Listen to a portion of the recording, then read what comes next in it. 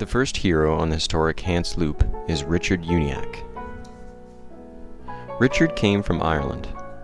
His family was very religious and very wealthy. One day, young Richard surprised one and all when he suddenly renounced his father's religion.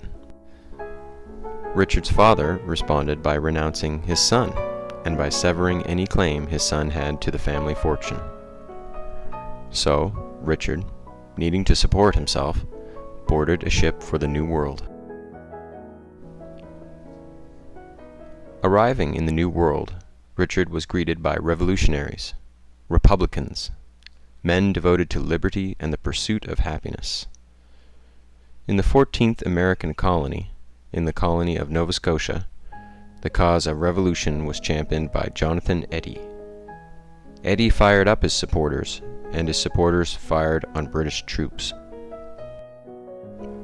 Nova Scotia, Eddy said, would join the new republic and proudly raise the stars and stripes.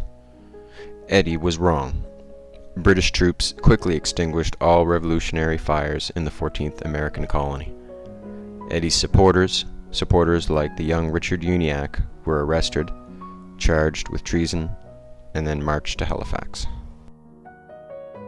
En route to Halifax, and shackled in chains, Richard came upon a lake framed with rolling hills that reminded him of his native home in Ireland.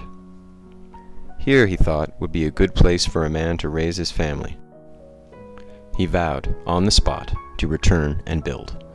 Build, that is, if he escaped the gallows that awaited him in Halifax. Richard managed to avoid the gallows. Family connections made the difference. Richard used his newly gained freedom judiciously. He became a self-made man and acquired a small fortune practicing law. His law practice became the most lucrative in the province. After years of practice, Richard applied for the position of Attorney General. He thought the promotion would be good for business. Richard's only competition was a good friend of Justice Blowers, the Chief Justice for the province.